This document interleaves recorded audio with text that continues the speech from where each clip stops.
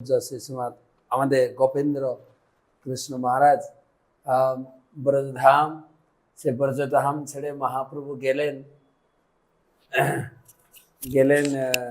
নবদ্বীপে আবির্ভূত হলেন। সেই নবদ্বীপে অর্ধেক জীবন কাটিয়েছেন। 24 বছর তার বাল্যলীলা, বৈবাহিক লীলা, গৃহস্থ তো পুরো হলো না, পাণ্ডিত্য লীলা এসব করে তিনি বাংলা ছেড়ে উড়িষ্যায় এসে বাস করলেন। এখানে হাফ জীবন, শুধু তাই নয়, গুরুত্বপূর্ণ হচ্ছে প্রেম প্রকাশ করলেন এই জগন্নাথ পুরী ধামে। মহাপ্রভু বাংলাকে বঞ্চিত করেছেন। মহারাজ কি বলবেন? মহাপ্রভু বিচার বোঝা খুব কষ্ট। সন্ন্যাস গ্রহণ করে মহাপ্রভু বললেন, সাধু এই ভিক্ষুক বচন, মুকুন্দর সেবাহে সংসার ও তারুণ। সেই বেশ কইল যাবে বৃন্দাবনে গিয়া, কৃষ্ণ নিষেবন করিব একান্ত হইয়া। বলছেন সাধু, অবন্তী ব্রাহ্মণ বলেছেন, সাধু এই ভিক্ষুক বচন, মুকুন্দ সেবায় সংসার তরণ। পরমাত্মা নিষ্ঠ বেশ ধারণ, মুকুন্দর সেবায় সংসার। সেই বেশ কইলু। মহাপ্রভু বলছে সেই বেশ করেছি, কিন্তু আমি বৃন্দাবনে গিয়ে কৃষ্ণ নিঃসীম একান্ত হইয়া। তাহলে বললেন কৃষ্ণ বৃন্দাবন, সেই বৃন্দাবন কোথায়? জগন্নাথপুরী। আচ্ছা, এই রহস্যটা বোঝা খুব কষ্ট। মহাপ্রভু বৃন্দাবন যাব, বৃন্দাবন যে কি করব? বৃন্দাবন গিয়ে কৃষ্ণ নিঃসমান করব। এ সংসার তারণ পরমাত্মা বেশ কেবল আমি দেখানোর জন্য ধারণ করেছি, মুকুন্দ সেবায় সংসার তারণ। সেই বেশ কইলু এবে বৃন্দাবনে গিয়ে। তাহলে সেই বৃন্দাবন কোথায়? জগন্নাথপুরীতে। এই রহস্যটা কেউ বলে না, এই রহস্যটা বুঝতে হবে। সেই যে মহাপ্রভু বলেছে বৃন্দাবন যাব, আর এখানে একান্তে, সেই একান্ত হলো গম্ভীরার লীলা। মহাপ্রভু বলেছেন, কাহা যাও কাহা পাও ব্রজেন্দ্র নন্দন, ব্রজনন্দন নন্দন বিনা ফাটে মোর বুক, কাহারে কহু কে বোঝে মোর দুঃখ। এখানে ব্রজেন্দ্র নন্দন জগন্নাথ। আর একটা জায়গায় মহাপ্রভু বলেছেন, স্থবর জঙ্গম দেখে না দেখে তার মূর্তি, সর্বত্র হয় তার ইষ্ট দেব স্ফূর্তি। এই জগন্নাথেই মহাপ্রভু কি দেখতেন? মুরলীবদন। সেই কৃষ্ণ ব্রজেন্দ্রনন্দন শ্যাম সুন্দর, সেই কৃষ্ণই দর্শন করে। এই জন্য আমরা দেখি এক সাইডে হাত দিয়ে মেন গরুর স্তম্ভের কাছে বাঁদিকে হাত দিয়ে জগন্নাথকে কেবল দর্শন করতেন। তার কারণ, যদি মহাপ্রভু তিনজনকে দর্শন করেন তাহলে মহাপ্রভু সেই যে ব্রজের ভাব নষ্ট হয়ে যাবে। যখনই জগন্নাথকে হাতি ঘোড়া রথে দেখেন, কিংবা মহাপ্রভু রাধারানীর ভাবে এসেছেন, তাই মহাপ্রভু মনে করতেন কুরুক্ষেত্রে এসেছি। রথযাত্রার সময় দেখলেই মহাপ্রভু মনে করেন কুরুক্ষেত্রে এসেছে। তিনজন রথে হাতি ঘোড়া, এ তো কৃষ্ণ সেই কুরুক্ষেত্রে হয়েছিল, আমি রাধারানী আমার সাক্ষাৎকার সেখানেই হয়েছিল। এই জন্যই সে কুরুক্ষেত্রে। এই জন্য মহাপ্রভু ইষ্টদেব ব্রজেন্দ্রনন্দন মুরলী বদন, কাহা যাও কাহা পাও। দেখছে জগন্নাথ এখানে থেকে দর্শন করছেন, বলছে সেই মুরলী বদন দর্শন করছেন। এই হলো চৈতন্য মহাপ্রভুর উচ্চ ভাব এবং বিপ্রলম্ভা। বিপ্রলম্ব ভাব। এখানে কৃষ্ণকে খুঁজতে আসছে। স্বয়ং কৃষ্ণকে খুঁজতে জগন্নাথপুরী আসছে। স্বয়ং কৃষ্ণ ব্রজেন্দ্রনন্দন, যেই কৃষ্ণ সেই গৌর, সেই জগন্নাথ। সেই কৃষ্ণ স্বয়ং চৈতন্য গৌরাঙ্গ রূপে আবির্ভূত হয়ে কৃষ্ণকে খুঁজতে আসছেন। কোথায়? ব্রজে যায়নি, এসেছেন জগন্নাথপুরীতে। এসে কৃষ্ণকে খুঁজছেন। আর জগন্নাথ তো রাধা বিরাট, কৃষ্ণ জগন্নাথের এই ব্রজের সম্পদ, ব্রজে চিন্তা হচ্ছে না। ব্রজের কথা শুনে জগন্নাথের হালত খারাপ। রাধা, আর সে রাধা কোথায়? এখানে জগন্নাথ। আর সেই রাধা ভাবে বিধুর, এ কৃষ্ণ স্বয়ং কৃষ্ণ ভাবে বিধুর।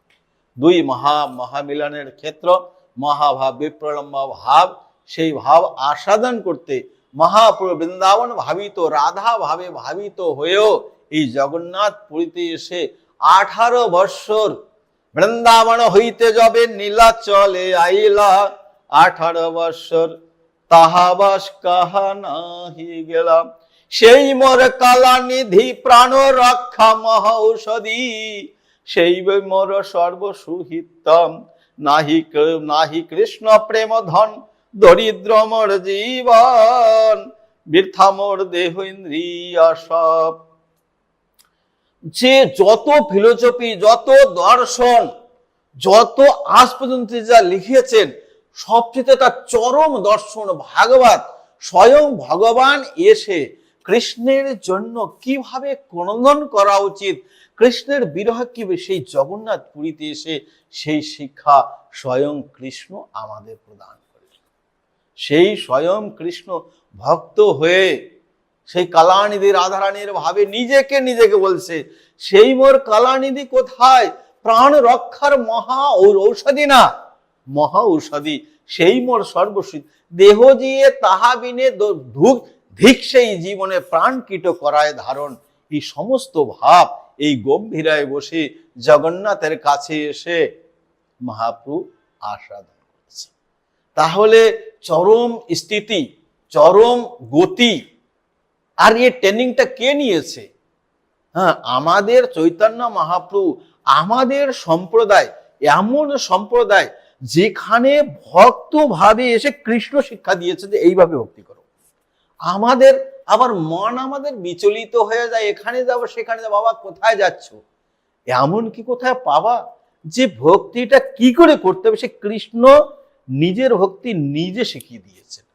আর এটা এমন নিখুঁত কোন সম্প্রদায়, কোন শিক্ষা হতো কোথায়, এখানে বসে শিক্ষা দিয়েছে, গম্ভীরায় বসে গম্ভীর লীলা। যারও একবার নয়ন লাগে সদা তার হৃদয়ে জাগে, কৃষ্ণ তনু যে নয় আম্র আঠা, হৃদয়ে যাই পৌঁছে যায়, যত্নে নাহি আশাদয়, যত্নে নাহি আশাদয়। তো তনু নহে সোয়া কোলের কাটা, এই গম্ভীরায় বসে জগন্নাথ পুরীতে বসে মহাপ্রভু আস্বাদন করছে।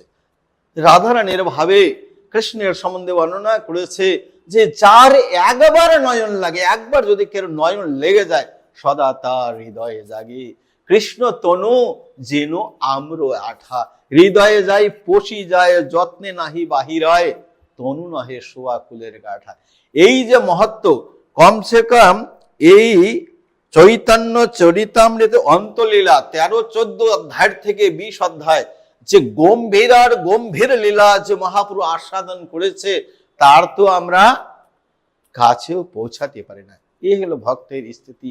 ভক্ত কিরকম ব্যাকুল হওয়া উচিত, ভগবানকে দেখে রাধারানীর কি ভাব, সেই ভাব মহাপ্রভু গম্ভীরায় আস্বাদন করে ব্যক্ত করেছেন যে আমার 5টি ঘোড়া, যখন মন একটা, এখন কৃষ্ণের 5টি অমৃত, 5 অমৃত, তার রূপ বর্ণন, তার মধুর শব্দ, তার ঘ্রাণ, তার স্পর্শ, তার অধরামৃত, এই 5 রস একসঙ্গে আস্বাদন করা যায় না। দেখাতো মন অন্য জায়গায় থাকে, সেখানে যাবে না। কিন্তু আমি একসঙ্গে রাধার ভাবে এই 5 রস যখন আস্বাদন করতে চাই, যখন একটা এসে ঘোড়া চারিদিকে যখন টানে, তাহলে ঘোড়া গেল ঘোড়ার প্রাণ, তাহলে আমার মনের আর কোনো স্থিতি নেই, কি করে আস্বাদন করব? সবাই বলে দেখো, বলে আস্বাদন করো না, ঘ্রাণ নাও না, শব্দ শোনো, একা কি করে করবে?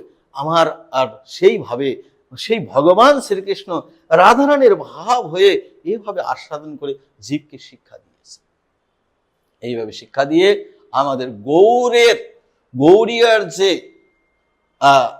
আমাদের মহারাজ এখানে বলেছেন, সে নবদ্বীপে জন্মগ্রহণ করেছেন, যাও যদি ভক্তির আলোচনা করেন, সামান্য ভক্তির আলোচনা করেছেন, ব্যবহারিক ভক্তির আলোচনা করেছেন, নাম সংকীর্তনের আলোচনা করেছেন, কিন্তু এখানে এসে হর্ষে প্রভু কহে শুনো স্বরূপ রাম রায়, নাম সংকীর্তন কলু পরম উপায়, সংকীর্তন যজ্ঞে করে চরম কৃষ্ণ আরাধন, সেই তো সুমেধা পায় কৃষ্ণের চরণ শিক্ষা অষ্টক।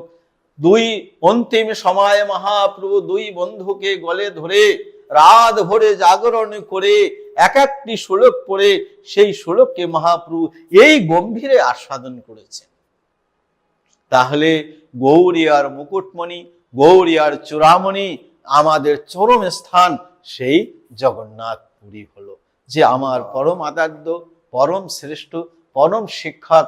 এখানেই শিক্ষা দিয়ে আস্বাদন করে নিজে আপনি আস্বাদি প্রভু শিখায় জীবেরে, আপনি আপনি না কইলে ধর্ম জীবেরে শিখায়, আপনি না কইলে ধর্ম শিখানো না যায়।